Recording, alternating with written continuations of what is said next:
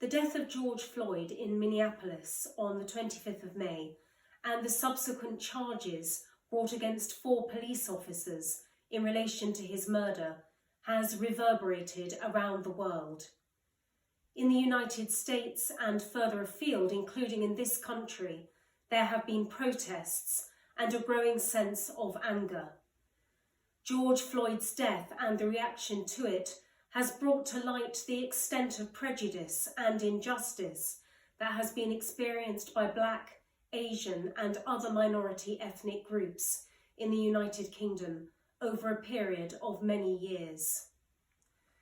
2 weeks from today will see the 72nd anniversary of the arrival at Tilbury of the steamship Empire Windrush, bringing the first 800 immigrants from the Caribbean. Many more joined them, but the welcome in British society, including from the churches, was often cold and callous. And communities that sprang from the Windrush generation continue to suffer inequality and prejudice now. As we reflect on present-day events and on our history, it is important to acknowledge the inequality, the abuse of power, the prejudice and the racism that has been committed. And it is also important that all of us acknowledge and admit the times when we have wittingly or unwittingly colluded in this, and to admit that we have failed to be aware of the sufferings of our neighbours.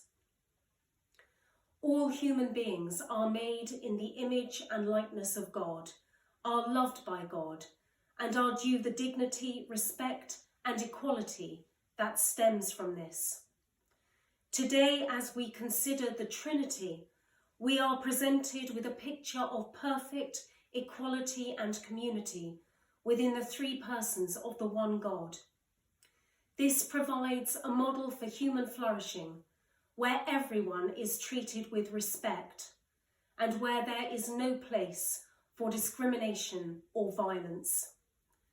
Today we have both the opportunity and the obligation to reflect on this, to think about how our own thoughts and behaviours might best reflect this and do something about it, and to pray for all those who are victims of injustice, prejudice and oppression, wherever they may be.